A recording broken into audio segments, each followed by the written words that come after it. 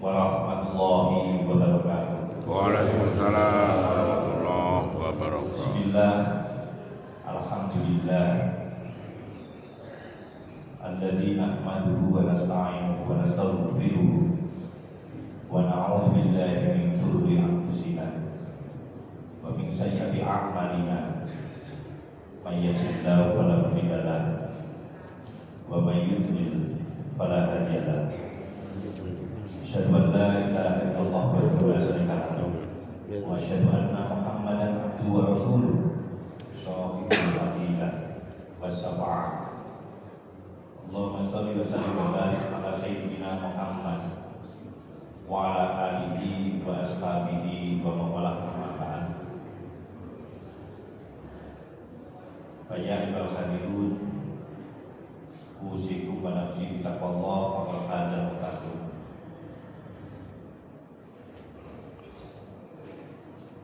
Saudara-saudara sekalian, seluruh keluarga besar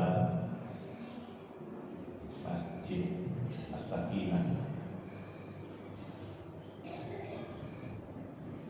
pagi hari ini rasanya tidak ada kalimat yang tepat, yang pas jadi awal daripada rutinitas kita kecuali ucapan alhamdulillahirabbil alamin sebagai ungkapan bersyukur kita semua kepada Allah Subhanahu wa taala atas limpahan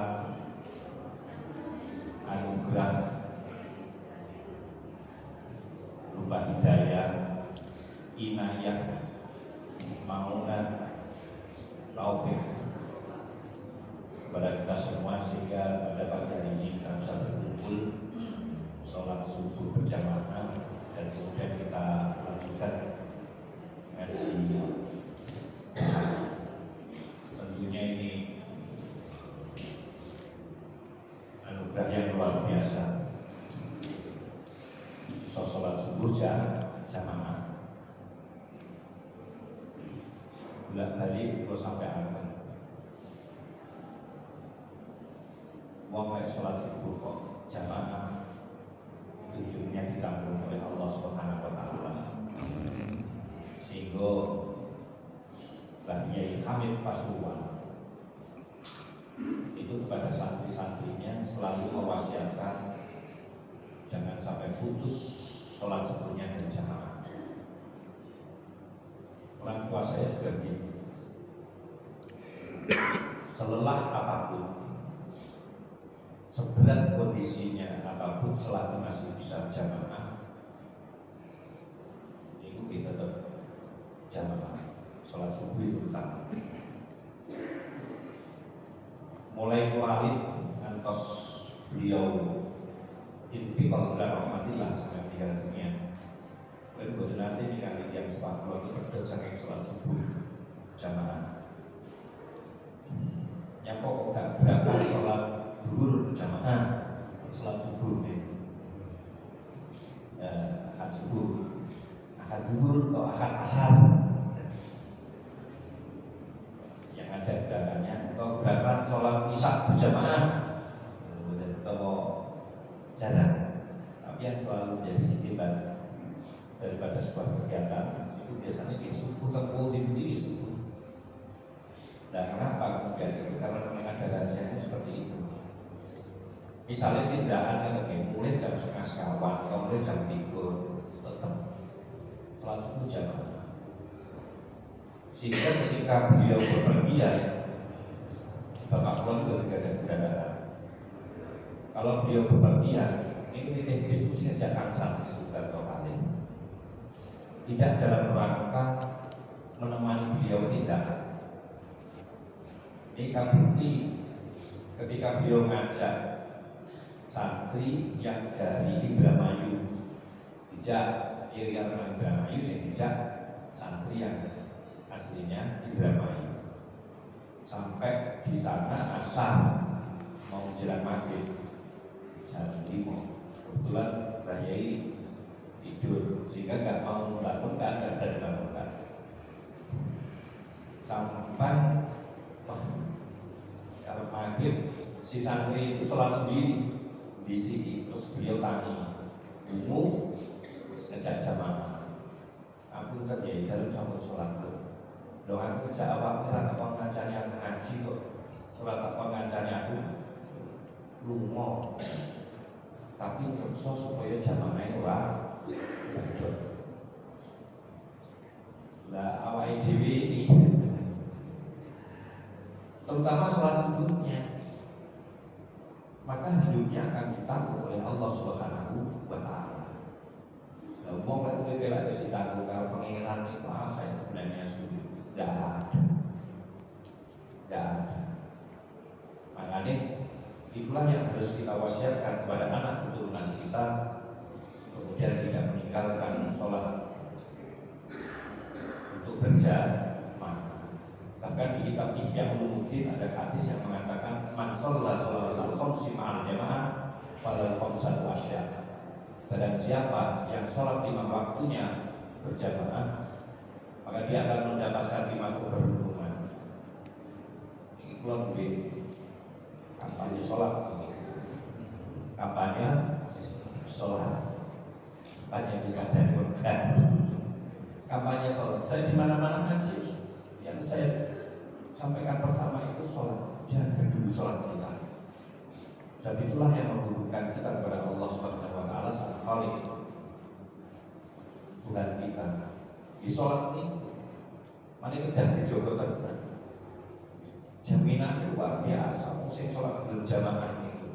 Kalau konsep asya 5 keberuntungan yang akan kita dapati dari sholat 5 waktu yang kita jalankan dengan jamaah. Yang pertama itu yang sebenarnya menjadi tujuan hidup kita, yang kadang kita abai dengan dawai Allah.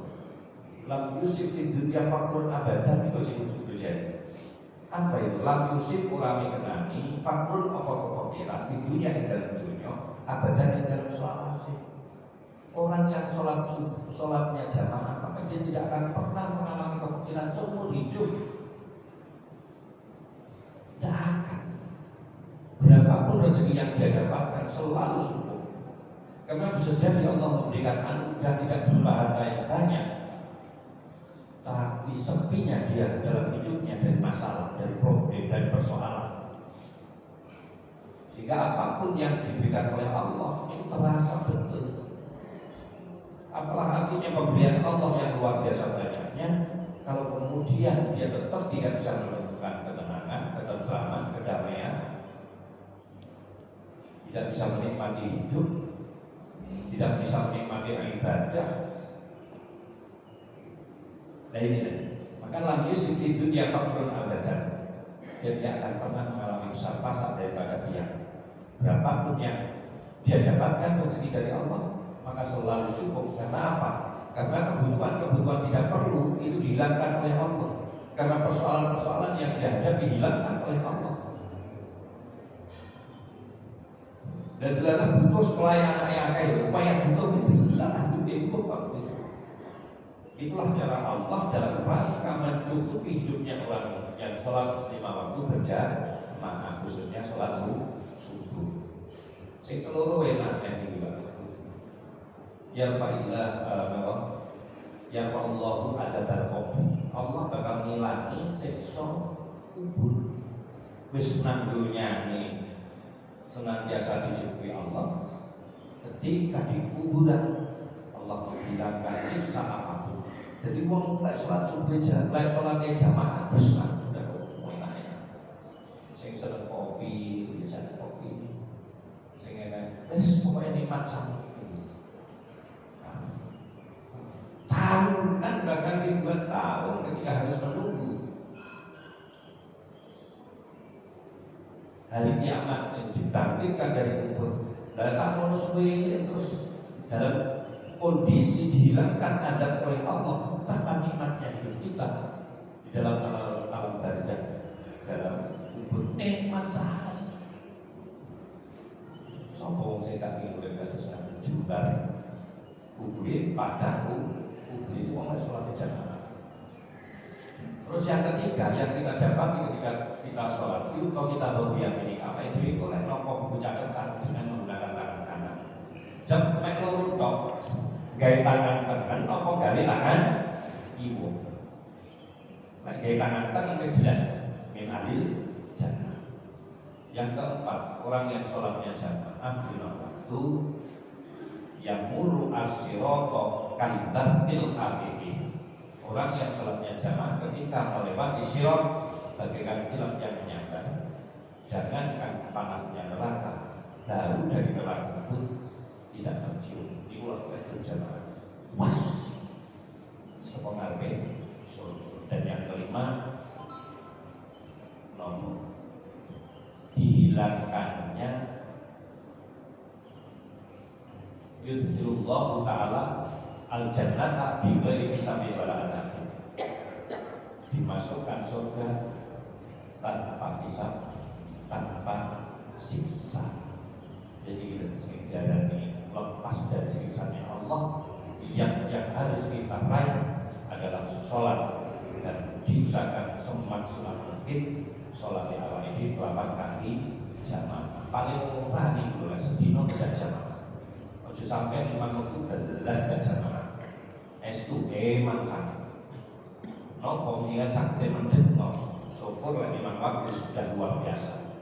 Tapi paling tidak subuhnya, paling tidak maghribnya, paling tidak isya diusahakan jamaah. Bapak Ibu saudara-saudara sekalian, ini dari Rasulullah SAW. Nek panjang awak ide pengen kulit penak, itu ternyata Rasulullah SAW bisa paling gandana. Mengapa kadang kita di dalam hidup ini tidak menemukan ketentraman, tidak menemukan damai? Padahal Rasulullah SAW adalah uswah hasanah. Uswah hasanah jangan digambarkan sekedar bahwa sikap perilaku perbuatan yang baik, tidak. Kalau panjenengan kita semua menginginkan hidup kita lepas dari kecilokok, hidup kita tentram, hidup kita adil, hidup kita damai, hidup kita hasanah di dunia, hasanah di akhirat. Dari itu diantaranya. Ya juga dari Rasulullah SAW. Saya ambil satu hadis awal. Alamat sakwati arba'atun. Ngalamati ciloko yang ada apa? Berarti ketika kita melakukan hal ini, kita akan masuk dalam situasi dan kondisi yang mencelakai diri kita sendiri. Artinya apa? Ya berarti kita harus mampu dan sanggup menghindari empat ini. Alamatus syaqawati, ngalamati ciloko arba'atun di kono papat. Ini jadi kan Nabi wis ngomong lho bemu, lek kowe pengen ciloko di dalane. Lek kowe pengen urip gak ciloko, pengen selamat, alamatus sa'adah iki lho dalane selamat. Sudah. Rasulullah sudah memberikan jalan bagaimana kita melalui jalan itu. Apakah melalui jalan seperti yang diperintahkan oleh Rasulullah, atau justru kita melalui jalan yang bertentangan dengan apa yang sudah disampaikan Rasulullah? Ya ciloko tenan. Al-awwal, apa yang pertama? Nisyan dzunub al-madiyah wa ya indallahi mahfudun. Melupakan kesalahan-kesalahan masa lalu, elek yang dhewe lali, bahwa mahfudun indallah, sementara ternyata kesalahan kita itu belum mendapatkan ampunan dari Allah Subhanahu wa taala. Dan ini istilah. Sebab apa? Sebab orang yang kemudian wong niku gak ono salah itu boten salah. Mesti boten salah. Di setiap kebaikan pun di sisi yang lain itu bernilai kesalahan. Contohnya awal dhewe kuwi kulit sadang pangan kanggo anak keluarga ini wajib dan pahala yang besar, bahkan itu jihad. Di dalam jihad itu pun ternyata menyisakan kesalahan apa? Tinggal anak tujuh. Kita misalnya seminggu, dia 1 minggu meninggalkan anak. Wangkudune wa asyirun nabil makruf kok, diselambungi, dididik, dimakmur rentah, dikasih, disayang. Lalu gitu. Ada satu kesalahan di sisi mata anaknya, bapak ibu itu Urip ditinggali misalnya untuk anak-anak. Awake dhewe pengen berdino kumpul. Ada satu sisi yang lain di antara anugerah Allah berikan kepada kita diskusi badan tinggi itu. Terus ini nanti darah TV. Misalnya lagi mau ke diri, sadar pangannya yang ke diri, itu merupakan kesaadahan satu kebutuhan yang Allah berikan kepada kita. Dalam semua itu, padahal itu wajib, padahal itu boleh. Tapi sisi lain dari pandangan anak itu salah dan ini masih belum. Bahwa di dalam kebaikan pun tetap di sisi yang lain ada salahnya. Nah, Dewi Kanjeng Nabi lek awake dhewe nglawekne kesalahan-kesalahan yang masa lalu, sementara ternyata itu belum dapat ampunan dari Allah Subhanahu wa taala, itu sakono. Makanya aku awake dhewe niku harus istighfar terus dalam rangka menghapus kesalahan-kesalahan kita, dalam rangka membersihkan kesalahan-kesalahan kita, dalam rangka mensucikan kebaikan kita, karena kita ini kebaikan kita yang kita perbuat tidak tersisa, tidak ternodai oleh kesalahan-kesalahan yang membersamainya. Makanya ngakak-ngakak istighfar.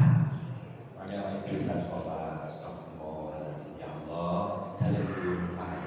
Astagfirullah, astagfirullah pangampura sapa ingsun Allah ing Gusti Allah. Selalu ucap astagfirullah, astagfirullah, astagfirullah.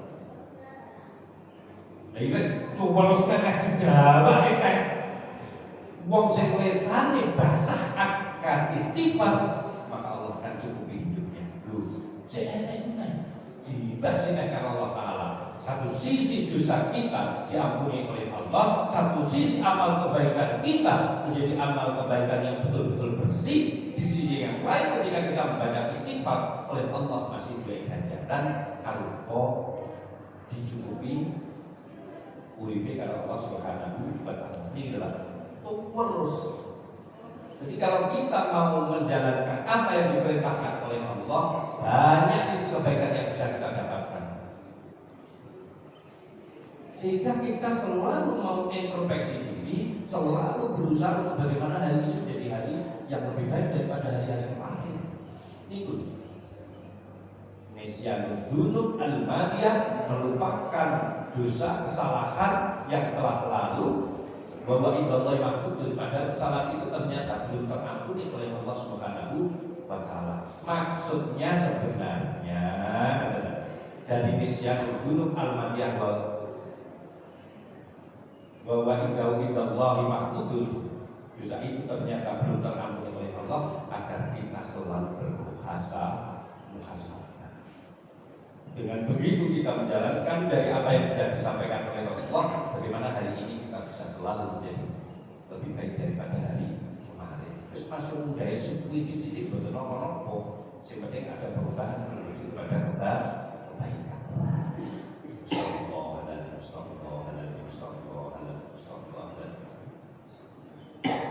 Itu tunggal. Maka orang yang tidak melupakan masa lalu, kesalahan-kesalahan masa lalu, itu digambarkan dengan cara kita selalu beristighfar, memohon ampunan kepada Allah Subhanahu wa taala. Nyaman Pak, uripe ngaten Pak. Yen tau saged piyambak samake nikmat astagfirullahaladzim ya Allah. Bahkan ada makalah ulama ngomong sadurunge turu kok gelem istighfar, maka dia hidup dalam keadaan sudah tidak menyadar sama sekali kesalahan kita kepada Allah Subhanahu wa taala.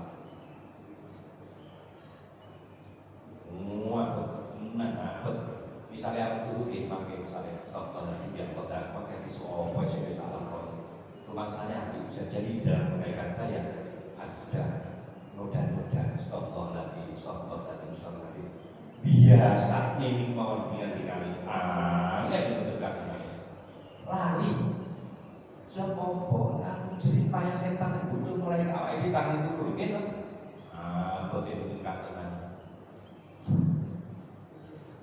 terus tangi digudo terus sampai itu terus jalur ngampunan Allah Ta'ala kan terhapuskan caranya bener namanya astagfirullahaladzim kesannya teknik ya caranya piye lalek nih setelah masuk dengan tulisikan tembok jangan mau sangat tak tulis si akal guru tak istighfar astagfirullahaladzim pun jangan tulis manggilan tetap batas pun jangan dicek. Sebab itu kalimat-kalimat yang mudah kita ucapkan tapi kompensasinya luar biasa besarnya. Ibu setan yang paling pegel mangan itu bismillah bareng kok rezeki kudu alhamdulillah ngaten kok semua yang biasa akan anak-anak individu mulai terbiasa mulai saat ini sehingga menjadi kebiasaan.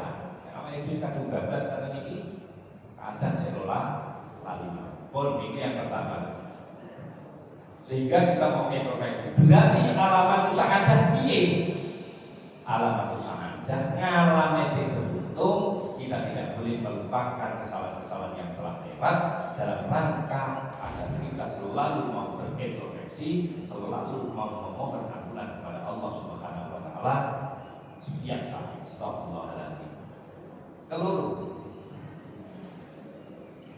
dikrul hasanah al-madiyah amku bilang amrudan ma'adri bilang amrudan selalu menyebut kebaikan-kebaikan yang pernah kita lakukan padahal kita tidak tahu apakah kebaikan yang pernah kita lakukan itu diterima oleh Allah atau justru ditolak oleh Allah. Selalu disebut-sebutkan hei alamat Allah ngomong api tok yang pernah dia perbuat selalu disampaikan kepada orang lain. Apakah itu ibadah dalam dirinya sendiri atau perbuatan wis pokoknya api yang dilakoni selalu dia sebut-sebut.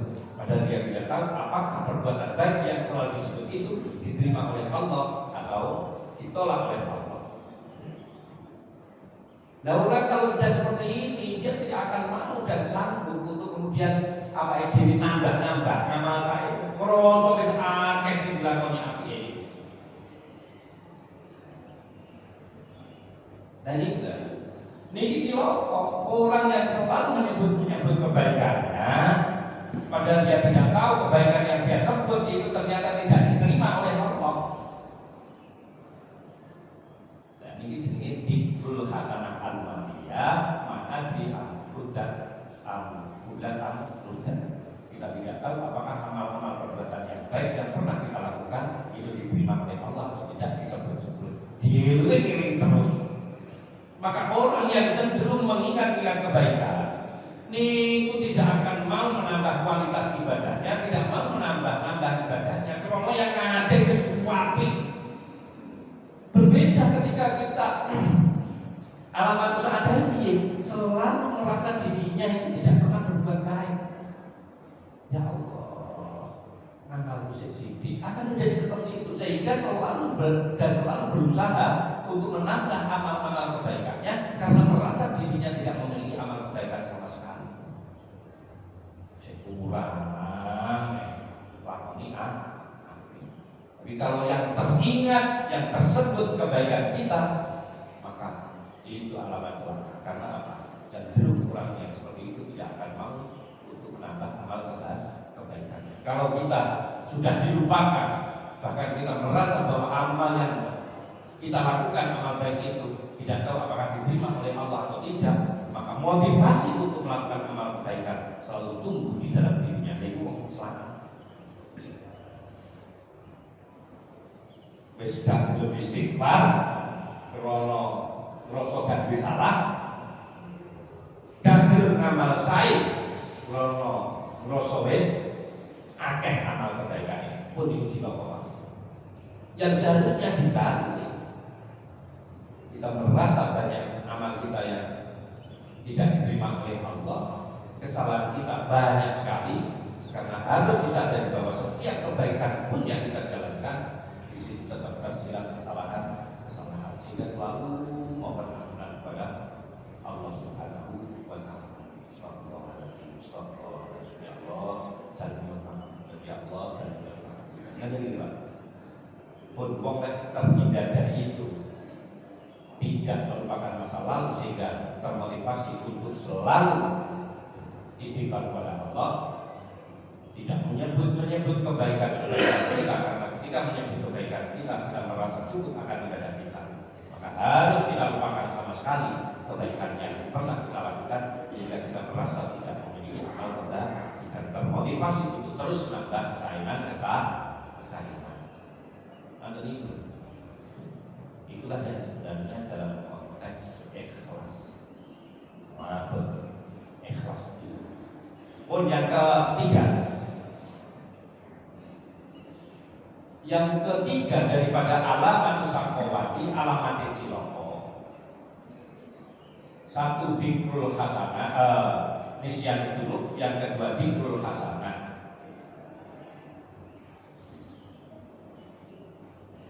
Yang ketiga daripada alamat sakowati,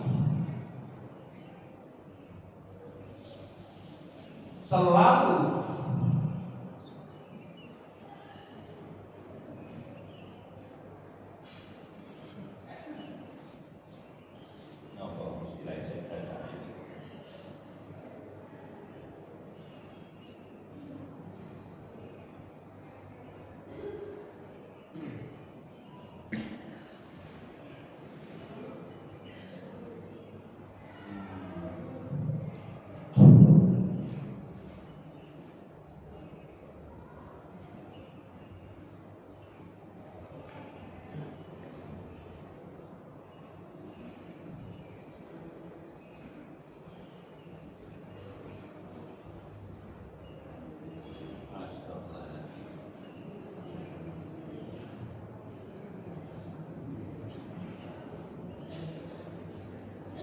an-nadru ila man fawqahu fid dunya.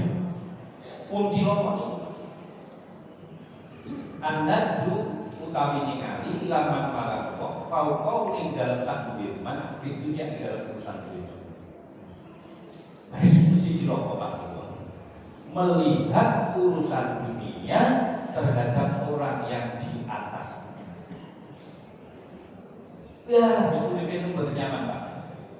Makanya dimasukkan oleh Rasulullah ciri-ciri wong ciloko, termasuk golongan wong sing ciloko, dia melihat orang yang di atasnya di dalam urusan dunia. Wong lek ngaten niku Pak, uripe lemes mawon. Sehingga dia tidak bisa melihat anugerah yang Allah berikan kepada dirinya, karena yang selalu dilihat adalah anugerah yang Allah berikan kepada orang lain. Makanya gawe para ulama hidup yang bahagia, sederhana. Jangan pernah melihat anugerah yang Allah berikan kepada orang lain. Cukup lihatlah yang Allah berikan kepada diri. Masa lupa dan delok nikmat sing nang wong liya. Niku wong uripe ngenes. Sebab apapun yang Allah berikan kepada dia, ini boten wonten apa-apa sing didelok wong liya. Wonten kisah sahabat dua berangkat dari sahabat sepodo kemek poni di Selangor, yang satu sepodo dalamnya dari Mangkosan. Wes kalau nosan dia bisa numpak beda. Wah, itu sampai kau punya bedanya wes gak melakukannya, tapi numpak warna Pak. Akhirnya iso tuku sepeda. Lah kancane sing wis tuku sepeda mau iso. Dan wis iso tuku sepeda motor. Kancaku Pak sepeda motor enak nyambut gawe cepet, gak kesel, gak modal. Angkat nyambut gawe tahunan. Wis po. Akhirnya iso tuku sepeda motor. Alhamdulillah. Lu kancane ku lho. Dan wis iso tuku mobil. Wah, kok enak men gak jalan gak kepanasan sih. Kayaknya bergeser. Aku kudu sampe muang betai tenanan. Sampai aku kudu iso tuku mobil. Akhirnya kancane niku aku iso tuku mobil. Lu kancane sing wis tuku mobil niku saiki wis gak kangge numpak mobil, napa? Numpak pesawat. Wah, aku yo kaya nyambut gawe niku tenanan. Ben aku dan gawe iso numpak pesawat. Muang betai tenanan. Akhirnya diberi anugerah dari Allah Ta'ala. Iso budalnya bergaya naik pesawat. Kancane gue kok malah bedaan. Uber terus basa wis global Pak pesawat malah bedaan nopo? Ben sehat. Lihat dituruti ramon Pak. Kalau urusan dunia dengan melihat apa yang selesai. Wong Kanjeng Nabi nyifati kok wong niku sifate lek diwai gunung emas, gunung Uhud emas. Niku pengine gunung emas Uhud loro. Duwe loro pengen duwe telu, duwe papat, duwe lima. Itu sifat manusia. Sampai mulutnya penuh dengan bu, artinya pembicaraan. Nah inilah yang harus kita kendalikan. Awak dhewe ngaji kesana iki, Pak. Sehingga mampu menahan nafsu yang mulat-mulat itu, karena kita tahu lagi dituruti orang tadi. Makanya an-nadru ila man fawqa fid dunya itu termasuk min alamatis saqawah. Melihat kepada orang lain di dalam urusan dunia wis tak cilok. Mengapa kok cilok? Ora ono nek bakal ayo nang dunya. Ini tonggo niku kulkas. Buat dari nyakit.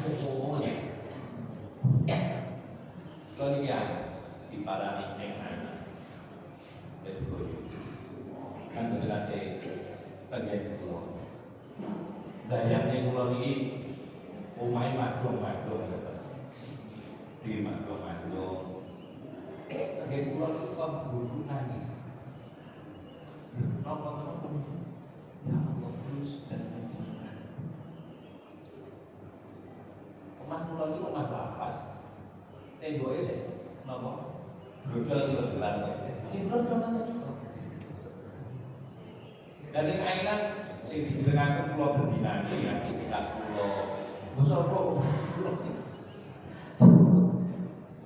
Ya nopo tadi. Kok anak pulau ini bihayu, anak pulau limo ini ada tadi ya, tim guru ya ada juga nih. Nanti teng buihe, omai sopai. Betul saya ketilang. Itu memai dewi uturnya agar sudah buat kedatangan. Dan pulau memang melatih anak-anak pulau sampai anak pulau dia sudah paham tentang jadi kalau tembok kasih tembok lapas terus sampai mainin bolong tembok bolongnya dengan beda tembok. Dapat yang duduk nanti uang kalau kan kalau masjid cuma meluncur, riwayat tadi kan, iya rumah, betul, masya Allah, ini pak pakai kartu snorkel, tenang di betul wonten tergesa, buat apa pak? Yang penting apa di satu nyaman, betul budana, dan ini kan kalau bapak, ini di nopo. An-nadru ila man fawqahu fid dunya. Lek awake dhewe pengen nemu kebahagiaan, cukup lihatlah yang Allah berikan kepada masalah. Awake dhewe delok sing ada, awake dhewe iso mlaku, awake dhewe duwe tangan, awake dhewe duwe tutuk, awake dhewe iso mangan dino, awake dhewe di rumah, awake dhewe masak apa. Ini akan menemukan kebahagiaan. Selanjutnya an-nadru ila man tahta delok marang wong sing sak isore fil akhirati dalam urusan akhirat. Niku ya cilok. An-nadru ila man tahtahu fid dini, melihat kepada orang lain di bawahnya di dalam urusan agama. Harus mesti cilok. Sebab nopo kok kayak ibadah dia membanggakan atas banyaknya ibadah yang dia lakukan, selalu melihat orang lain di bawahnya di dalam urusan agama. Cilok apa? Sebab merasa dirinya cukup di dalam menjalankan amal kebaikan, cukup di dalam urusan menjalankan amal ibadah, karena melihat orang lain selalu di bawahnya. Dia tidak akan pernah mau untuk meningkatkan kualitas ibadahnya. Dia tidak ada motivasi untuk memperbaiki amal-amal kebaikannya, karena yang dia lihat kepada orang lain dalam urusan agama orang-orang yang ada di bawahnya. Pun salah yang dilakukan oleh cilok, sebab tidak ada motivasi untuk bagaimana meningkatkan kualitas ibadahnya. Dan proses itu makanya diadani cilok. Lalu ini namanya Ibnu Selamat, yodlo, wong sing sak isore ing dalam urusan dunya lan delok wong sak boleh di dalam urusan aku. Maka dia akan termotivasi untuk bisa menjalankan amal ibadah. Dia termotivasi untuk meningkatkan kualitas ibadahnya, kualitas amalnya. Karena apa? Merasa yang dia lakukan kurang. Sebab yang dilihat di dalam urusan agama ini wongsak isore, rasa bumi. Lalu di dalam urusan dunia marang wong sing sak isore, maka dia akan muncul rasa syukur kepada Allah Subhanahu wa taala. Ini lho Pak.